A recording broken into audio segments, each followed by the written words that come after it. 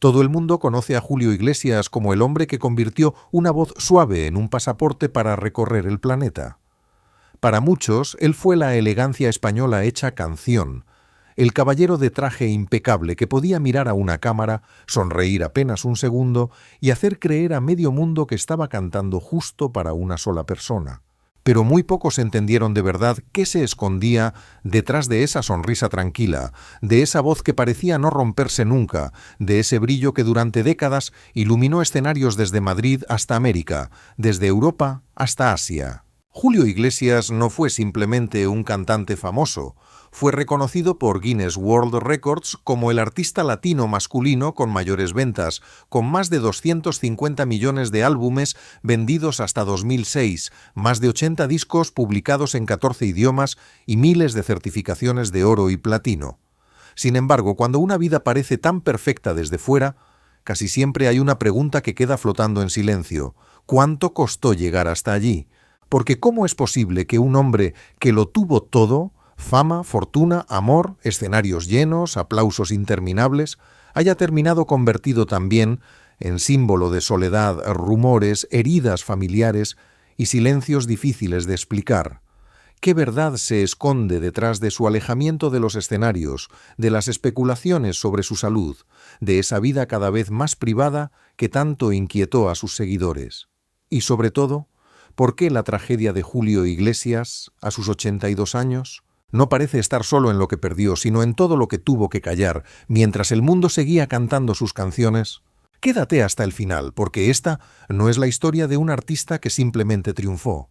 Es la historia de un hombre que aprendió a sonreír cuando la vida le cambió el destino, y que quizá pagó por su leyenda un precio mucho más alto de lo que imaginamos.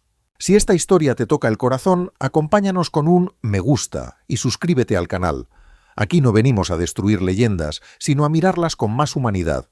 Julio Iglesias pertenece a esa clase de artistas que no solo llenan estadios, sino que se quedan instalados en la memoria emocional de varias generaciones. Hay cantantes que se recuerdan por una canción, otros por una época y unos pocos por una atmósfera. Julio era una atmósfera completa. Una forma de entrar al escenario, de sostener el micrófono, de estirar una frase como si cada palabra tuviera perfume propio. Para muchos, escucharlo era recordar una sala familiar, una radio encendida en domingo, una madre tarareando mientras cocinaba, o un padre fingiendo que no le emocionaba esa balada que se sabía de memoria. Su éxito no fue accidental. Julio logró algo que parecía imposible para un cantante español de su generación: cruzar fronteras lingüísticas, culturales y sentimentales.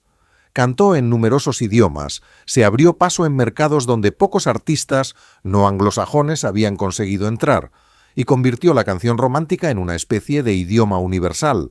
Netflix, al anunciar una serie sobre su vida, lo presentó precisamente como una figura que consiguió abrirse paso en los mercados estadounidense y asiático, siendo un artista no angloparlante. En su época de mayor esplendor, Julio no necesitaba exagerar para llamar la atención. Su poder estaba en lo contrario, en la pausa, en la mirada, en esa manera de cantar como quien cuenta un secreto sin levantar la voz. Mientras otros artistas buscaban el grito, él apostaba por el susurro, y vaya que le funcionó. En los años 70 y 80 su imagen se volvió inseparable de la idea del conquistador elegante, del hombre que parecía haber nacido para las portadas, las cenas largas, los aeropuertos y los hoteles con piano en el vestíbulo. Pero también ahí comenzó una especie de malentendido. El público amaba al personaje, al hombre seguro, seductor, internacional, siempre impecable. Sin embargo, el personaje era tan grande que a veces dejaba poco espacio para el ser humano. Detrás de la estrella había alguien que también se cansaba, que echaba de menos, que cometía errores, que necesitaba afecto y que quizá no siempre supo pedirlo. Porque la fama tiene una trampa curiosa. Cuanto más te mira el mundo, menos parece permitirse que tengas grietas. Julio podía cantar al amor perdido, a la nostalgia y al deseo de volver a vivir, pero en la vida real se esperaba de él que siempre estuviera entero, y esa es una carga extraña. El público te quiere vulnerable en las canciones, pero invencible en la realidad. Tal vez por eso su figura sigue provocando tanta fascinación, porque Julio Iglesias no fue solamente el cantante de las grandes baladas, fue también el hombre que convirtió el dolor en estilo, la nostalgia en marca personal y la melancolía en una forma de elegancia. Pero cuanto más era amado, más tuvo que aprender a esconder las partes frágiles de sí mismo. Y para entender esas fragilidades hay que volver a un tiempo anterior a los focos, anterior a los discos, anterior incluso a la voz, que el mundo terminaría reconociendo. Antes de ser Julio Iglesias, la leyenda, fue Julio José Iglesias de la Cueva, un joven madrileño nacido en 1943 en una familia acomodada, con un padre médico de fuerte carácter y una madre que representaba para él una raíz más íntima, más silenciosa. Su padre, Julio Iglesias Puga, fue un reconocido ginecólogo, y ese ambiente familiar no lo empujaba precisamente hacia los escenarios, sino hacia una vida seria, respetable, casi diseñada con regla y compás. De joven, Julio parecía destinado a otro tipo de aplauso. No el de los teatros, sino el de los estadios. Estudiaba Derecho y jugaba como portero en las categorías vinculadas al Real Madrid. Imaginen por un momento esa escena. Un muchacho alto, ambicioso, con disciplina de deportista, convencido de que su futuro estaba en el fútbol, no en una canción. Su sueño no era cantar con traje bajo una luz cálida, sino detener balones, correr entrenamientos, vivir esa mezcla de sacrificio y gloria que solo entiende quien ha querido ser atleta profesional. Y aquí aparece una ironía casi cruel. El hombre que más tarde cantaría tantas veces al destino no eligió su destino, fue el destino quien lo empujó sin pedir permiso. En septiembre de 1963, un accidente de coche cambió su vida.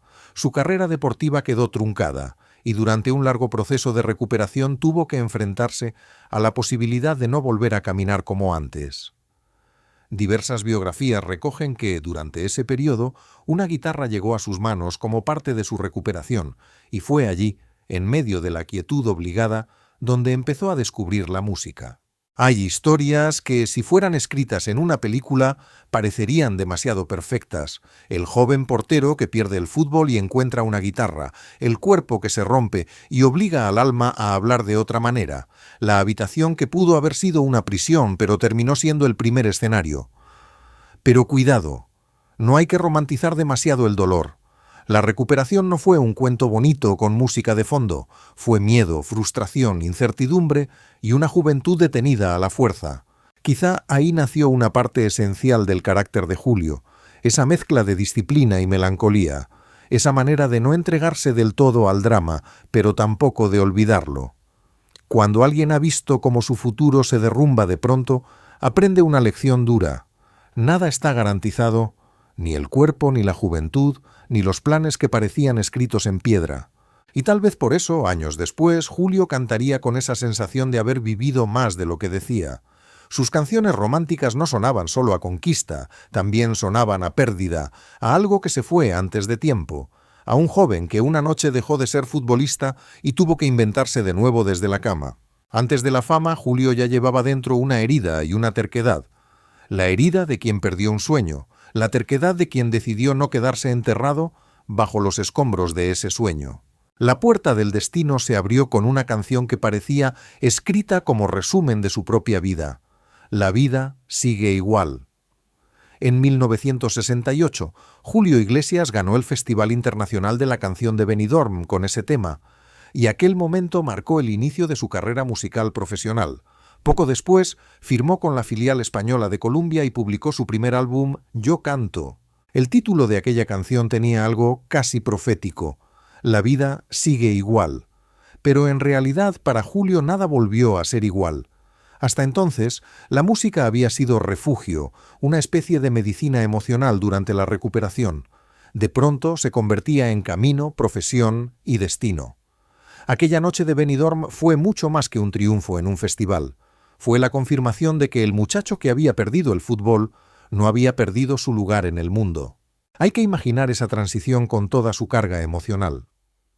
Un joven que había tenido que reconstruir su cuerpo, sus expectativas y su orgullo, se encontraba ahora frente a un público que lo escuchaba no por compasión, sino por talento. Y eso debió de ser poderoso, porque una cosa es sobrevivir, y otra muy distinta es sentir que la vida vuelve a mirarte con una oportunidad entre las manos. Después llegó Eurovisión en 1970, donde representó a España con Gwendolyn, y terminó en cuarto lugar. No ganó el festival, pero ganó algo quizá más importante: visibilidad, reconocimiento, una puerta abierta al continente. Julio no era todavía el mito internacional en el que se convertiría, pero ya tenía algo que el público detectaba rápido: presencia.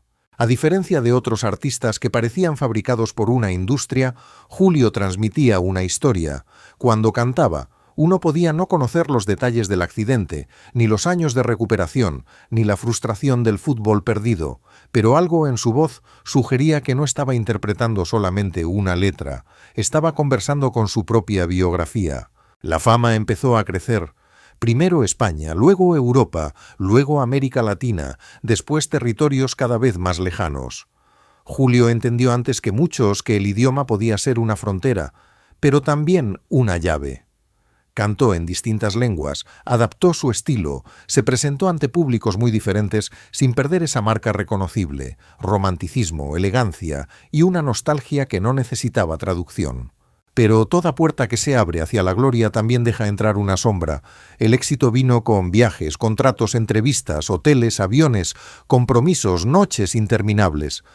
Y cuando el mundo empezó a pedirle más y más canciones, más presencia, más sonrisas, más Julio Iglesias, tal vez empezó también a quedarse menos Julio para sí mismo. El joven que había vencido al destino parecía invencible, pero el precio de esa nueva vida apenas comenzaba. Porque el éxito de Julio Iglesias fue inmenso, sí, pero también tuvo una característica agotadora: no conocía descanso. El mundo no le pidió una canción, le pidió décadas enteras, le pidió giras, discos, entrevistas, versiones en otros idiomas, apariciones públicas, sonrisas en aeropuertos, paciencia con los fotógrafos y energía incluso cuando la energía ya no estaba. A veces se habla de los grandes artistas como si la fama fuera una recompensa limpia, una especie de premio brillante que llega después del talento. Pero la fama también es una máquina, y cuando esa máquina empieza a girar, no siempre pregunta si el corazón está listo. Julio Iglesias se convirtió en una empresa emocional. Su voz no solo pertenecía a él, pertenecía a millones de personas que esperaban encontrar en ella amor, consuelo, nostalgia o una fantasía elegante de romance. Guinness World Records destaca que para 2013 Julio ya llevaba casi 50 años de carrera, más de 80 álbumes y miles de certificaciones de oro y platino. Detrás de esos números hay una imagen deslumbrante, pero también una realidad menos cómoda: años lejos de casa, una vida dividida entre países, idiomas, escenarios y compromisos. Una agenda tan grande que, probablemente, no siempre dejaba espacio para las conversaciones pequeñas, esas que sostienen una vida íntima. Y aquí está una de las tragedias silenciosas de Julio. Cantó como pocos al amor, pero muchas veces su propia vida amorosa y familiar quedó atravesada por la distancia. Mientras millones lo veían como el hombre que entendía el corazón de las mujeres, sus vínculos reales estaban sometidos a la presión de un personaje enorme.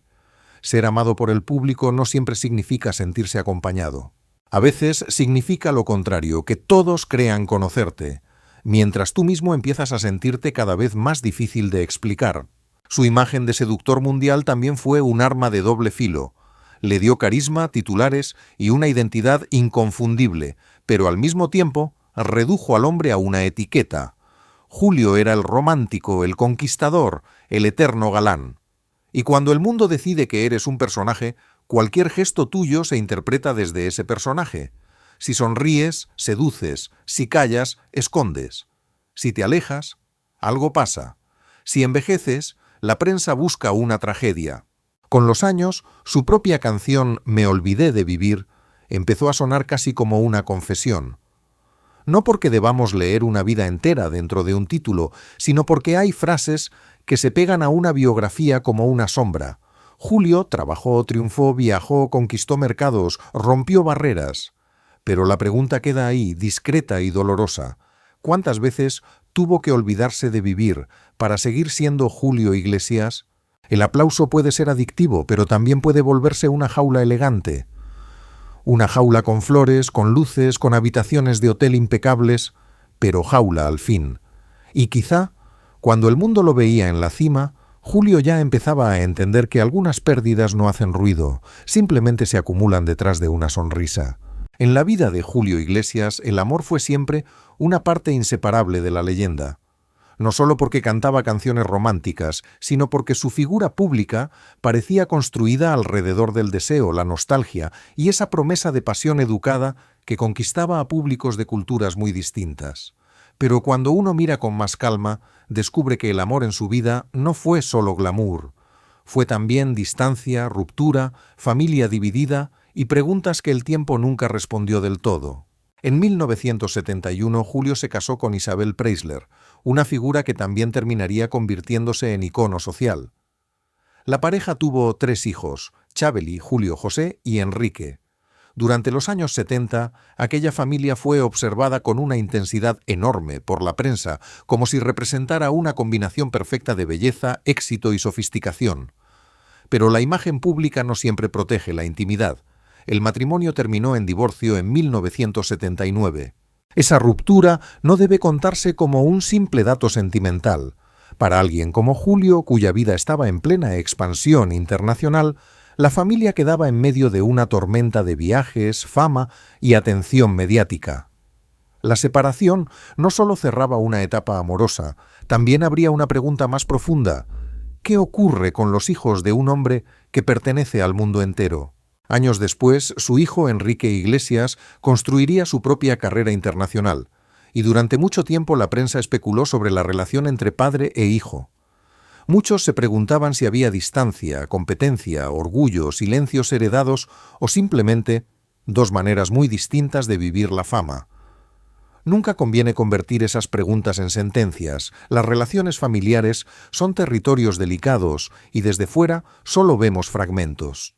Pero precisamente por eso conmueven, porque incluso en una familia famosa, los afectos pueden ser complicados, incompletos, humanos. Después de Isabel, Julio encontró una estabilidad distinta junto a Miranda Rinsburger, con quien tuvo 5 hijos y a quien finalmente se unió en matrimonio en 2010, después de muchos años de relación. Esa etapa mostró a un Julio más privado, más asentado, menos expuesto a la maquinaria pública diaria.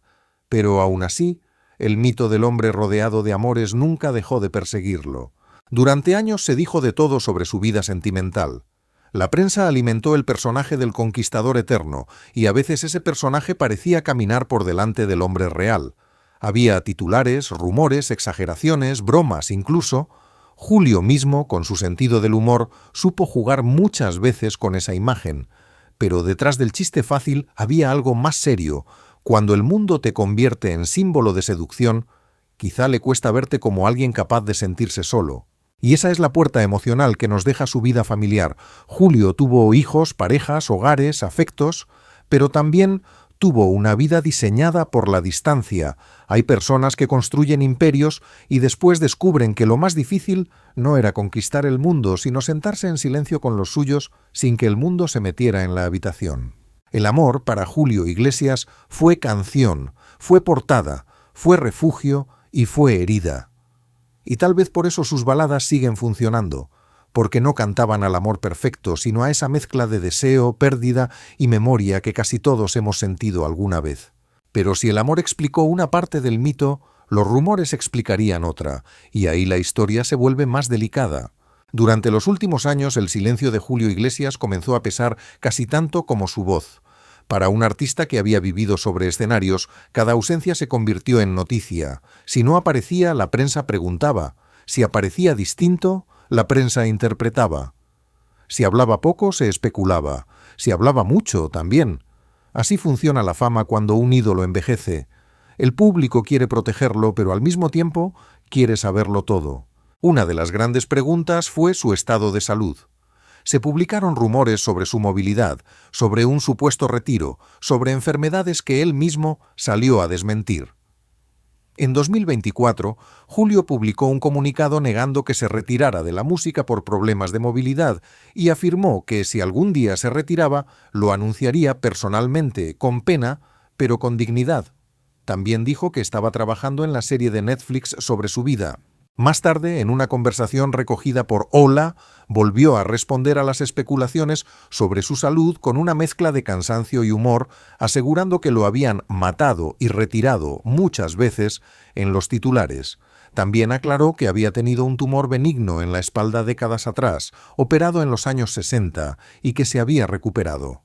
Esa reacción dice mucho, porque hay un momento en la vida de toda estrella en el que la prensa deja de preguntar qué hará mañana y empieza a preguntar cuánto le queda de ayer. Y eso, para un artista, debe ser especialmente duro. No solo envejece el cuerpo, envejece también la imagen pública. El hombre que antes era presentado como eterno conquistador empieza a ser descrito con palabras como retiro, enfermedad, fragilidad, deterioro. Y aunque esas palabras puedan nacer de la preocupación, también pueden doler. En 2026, además, su nombre volvió a aparecer en titulares por un asunto mucho más grave y delicado: acusaciones presentadas por 2 exempleadas sobre presuntos abusos ocurridos en residencias del Caribe. Julio Iglesias negó públicamente las acusaciones, calificándolas de falsas, y la Fiscalía española archivó la investigación inicial por falta de jurisdicción de la Audiencia Nacional, no por una resolución sobre el fondo de los hechos. Este punto debe tratarse con extremo cuidado. No corresponde convertir una acusación en condena, ni una negación en cierre emocional absoluto. Lo responsable es decir lo que se sabe. Hubo acusaciones, él las negó, y la vía española se archivó por una cuestión de competencia territorial. Todo lo demás pertenece al terreno de la justicia, de las pruebas y de las personas directamente implicadas. Pero para la biografía pública de Julio el golpe fue evidente. A los 82 años, cuando muchos esperaban verlo simplemente como leyenda retirada, el pasado y el presente volvieron a mezclarse en una nube de preguntas incómodas. Y ahí aparece una verdad difícil. La fama no permite envejecer en paz. Todo regresa, todo se revisa, todo se interpreta de nuevo. Durante décadas, Julio fue contado como el hombre que cantaba al amor. En la vejez, el mundo empezó a mirarlo también a través de sus silencios, sus ausencias, sus rumores y sus controversias. Pero la verdad, como suele ocurrir, no es tan simple como lo que se cuenta en voz alta. Hoy Julio Iglesias vive lejos del ruido constante que alguna vez lo rodeó. Su presencia pública es más limitada, sus apariciones son escasas, y buena parte de su relación con el mundo ocurre a través de comunicados, recuerdos, entrevistas puntuales y esa expectativa alrededor de la serie de Netflix que promete revisar su vida con su participación directa. Netflix anunció en 2024 un acuerdo para llevar su historia a la pantalla, destacando que sería la primera vez que el propio Julio participaría en el proceso creativo de una obra sobre su vida. Eso tiene algo profundamente simbólico. Después de décadas siendo narrado por periodistas, fans, críticos, exparejas, rumores y titulares, Julio parece querer tomar la palabra sobre su propia historia. No para borrar lo ocurrido, porque nadie puede borrar una vida, sino para ordenar el relato desde su mirada. Y tal vez eso sea lo que más necesita una leyenda al final del camino. No más aplausos, sino la posibilidad de decir «así lo viví yo». A sus 82 años, Julio no es el mismo hombre de los escenarios inmensos, ni tendría por qué serlo. El tiempo no perdona a nadie, ni siquiera a quienes alguna vez parecieron eternos bajo las luces. Pero hay algo que permanece. La voz grabada, las canciones, la memoria de millones de personas que todavía reconocen los primeros compases de sus baladas y sienten que vuelven a una parte de su propia vida. Porque ese es el verdadero poder de los artistas populares. No viven solo en sus biografías oficiales, viven en bodas, despedidas, viajes en coche, programas de televisión, discos heredados, cintas antiguas, conversaciones familiares. Julio Iglesias forma parte de la educación sentimental de varias generaciones, y eso no desaparece con un rumor, ni con el paso del tiempo, ni con el silencio. Pero tampoco debemos convertir la nostalgia en una venda. Las leyendas también tienen zonas oscuras, decisiones discutibles, heridas abiertas, capítulos complejos. La madurez del espectador está en poder sostener 2 ideas al mismo tiempo: admirar una obra y mirar con responsabilidad la vida de quien la creó. Julio no necesita ser un santo para ser importante. Tampoco necesita ser destruido para ser comprendido. Necesita quizá ser visto como lo que siempre fue debajo del traje, un hombre que perdió un sueño juvenil y encontró otro, un hombre que conquistó el mundo y aún así no pudo escapar del juicio del mundo, un hombre que cantó al amor con una voz inolvidable, mientras su propia vida afectiva se llenaba de distancias, separaciones y silencios. Un hombre que hizo reír con su picardía, emocionar con su melancolía y discutir con sus contradicciones. La vejez de Julio Iglesias no es solo una etapa final, es una especie de espejo. En él se refleja el precio de haber sido demasiado famoso durante demasiado tiempo. El cuerpo pide calma, pero la leyenda sigue haciendo ruido. El hombre busca silencio, pero el personaje todavía vende titulares. Y en medio de todo eso queda una pregunta. ¿Puede una estrella retirarse de verdad cuando millones de personas siguen proyectando sobre ella sus recuerdos? Quizá la respuesta esté en esa frase que lo acompañó desde el principio. La vida sigue igual. Aunque en realidad no sigue igual nunca. Cambia el cuerpo, cambia la voz, cambia la mirada del público. Lo único que permanece es lo que una canción logra despertar cuando vuelve a sonar. Y así llegamos al final de esta historia, no con una conclusión cerrada, sino con una sensación extraña, como ocurre con las vidas demasiado grandes.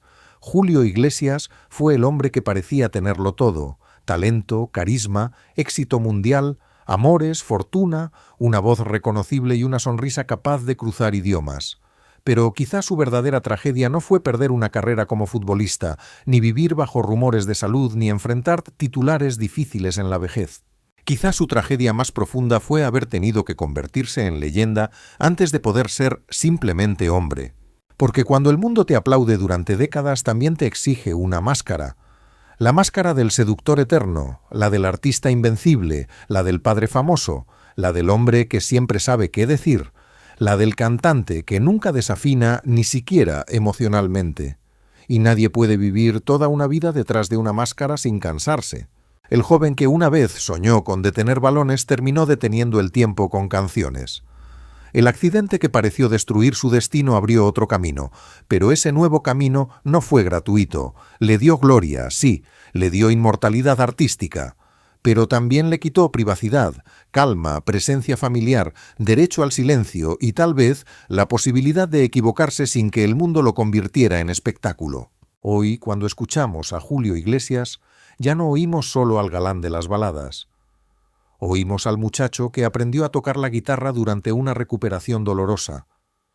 Oímos al hombre que viajó tanto que quizá alguna vez se preguntó dónde quedaba realmente su casa.